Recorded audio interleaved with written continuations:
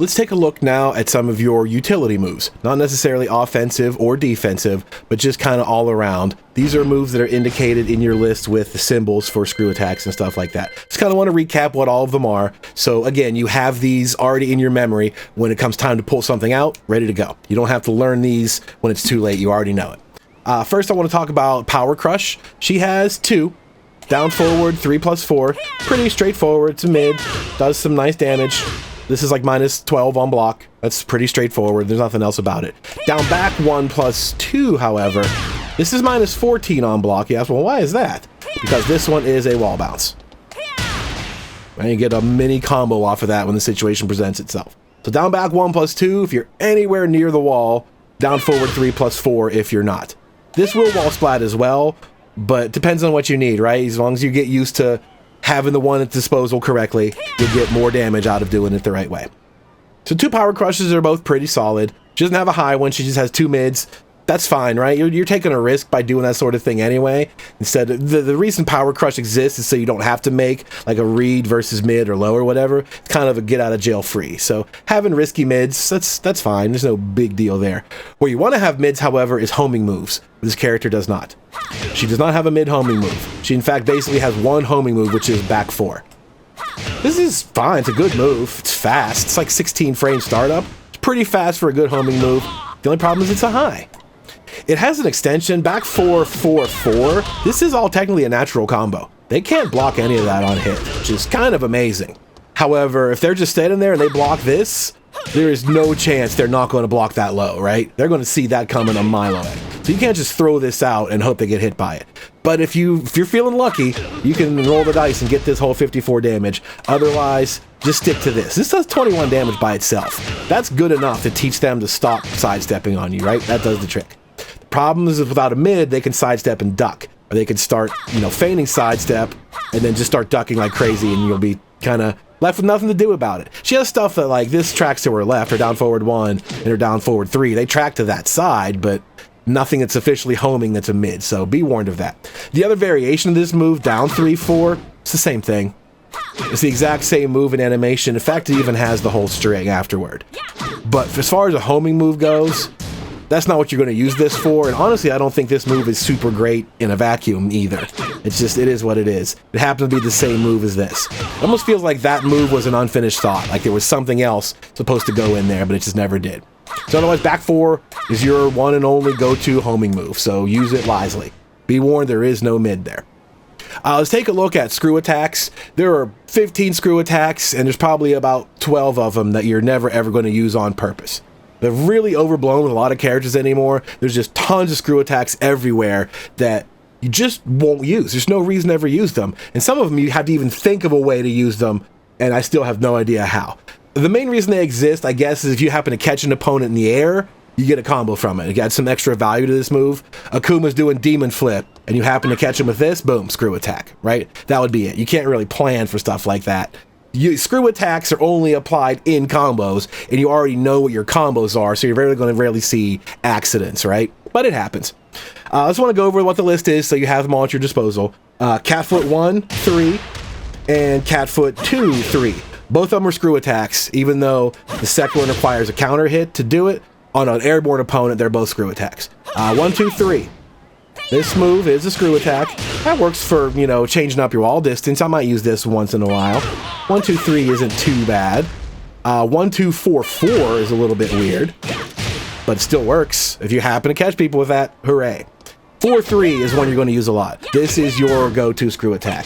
This is probably the most commonly used one, 4, 3. Down forward 4, 3 is almost exactly the same thing. The only difference is it's mid. Sometimes 4-3 doesn't work late in the combo because it's a high and they drop underneath it. Down forward 4-3 is a mid and solves that problem for 1 less damage. So you can get used to that. Those you're going to use most of the time. Forward 4-3-4. That one, good luck, right? I don't know when you're ever going to do that in a combo on purpose, but it's there. It's good for style points, but it does exist. Down forward 4-4, same thing. This move on normal hit causes that little launcher state, but on an airborne opponent, it's a screw attack. And I don't know how you're supposed to hit people with that too. That is super slow. I guess if you did like a balcony break and you could hit them with like anything you want on the way down, there's that.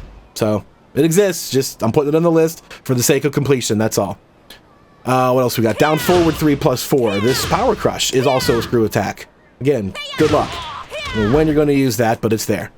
Back 4, your homing move, and down 3-4, the low version. Oops. These are both screw attacks for what it's worth. Back 4, you sometimes use, I guess, in close wall splat situations, but not as a screw attack. It's just sometimes it's an okay juggle tool.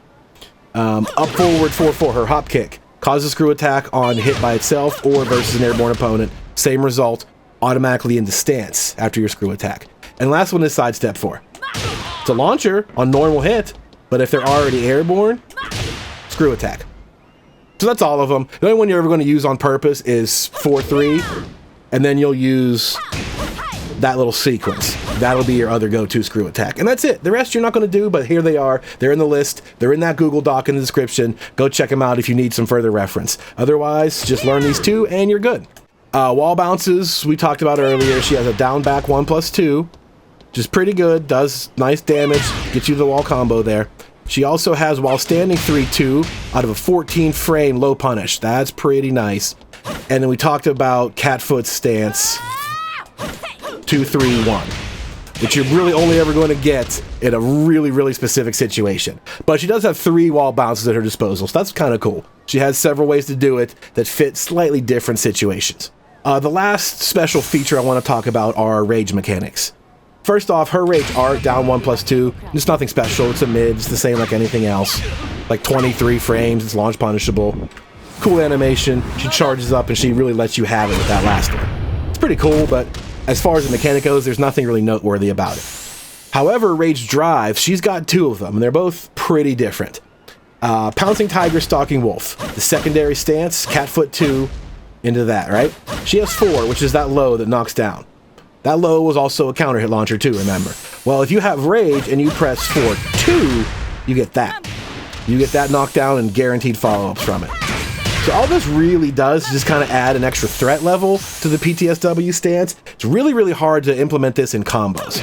Like, you can do it. It's just got such a short range. You're very rarely going to get anything out of it, right? That was only a 40 damage combo. Watch what happens if I do it in like a full-length combo. Right? They're too far out of range. They're already missed. So this has very, very little combo applications. At the wall, you might get some more leverage since they can't roll away. That would be more unavoidable, and so ending a combo that gets to the wall, you can get some nice bonus damage. But a combo out in the open, you really can't squeeze that in. They'll be too far away. The range is not good enough for it. So that kind of is exclusive to wall combos in that regard, or you could just use it as part of your mix-up, like we said. Adds a little bit of extra venom to that mix-up. The other rage drive, however, the forward 2+3. This is a souped-up version of our forward 2, which goes into stance, cat stance 1 on hit, remember? Well, this one on hit goes into screw attack automatically. There's no second screw attack. This is the only one that you get. You don't get like a second combo extension. So really, this doesn't alter your combos at all. You don't get like one extra loop out of it. But we mentioned earlier that in situations like Heaven and Earth on block, you can hit that for free. It's a little bit tricky timing, but you can hit him with that for free. It turns that into a combo where it wasn't a combo in the first place, but that's it. This is a 13 or 14 frame screw attack, but not much else from an existing combo. Starts a combo, does not extend one. What's interesting about this though is on block, this goes into cat stance 1. It's the only move that she has that goes into a stance on block. All the rest of them require it to hit. This forward 2 on block, nothing. On hit, stance. Well, rage drive is the opposite. On hit, you get a combo, but on block, you get cat foot 1. The difference here now is instead of the normal version being +15 into your cat stance, this is +27. +27 into that stance, right? I'll put it on the screen again just so you can see it and not have to like constantly think about it. What that does is gives you a free setup into Heaven and Earth. Normally into Heaven and Earth, you can see how she's now -5, right? I told you you can see those hands and react to it. That's because your 15 frame advantage from this is over by the time you shift into stances. Well, if you do this, notice how she's still +7. The huge frame advantage she has is still there after she shifts. So if you block this rage drive and she goes into heaven and earth, you can no longer beat it out. You have to make a read against one of those 3 dangerous options. And that's kind of a cool little trick to have. Near the end of a round, spending your entire rage bar on one forced mix-up that is like the most dangerous mix-up you could possibly imagine. And it very, very heavily favors Lidia, I think. That's actually very cool and very dangerous. So when you think about that one, get ready to start thinking about that coming at you. Free combo on block. All you do is stand there and block 2 attacks. Now you're getting wall splatted. Super duper dangerous. So I think that's a nice little unusual way to apply a rage drive. This character is full of unusual little twists, like I said. And this is another one I think makes it very interesting. Forward 2+3 rage drive. Got some very cool applications.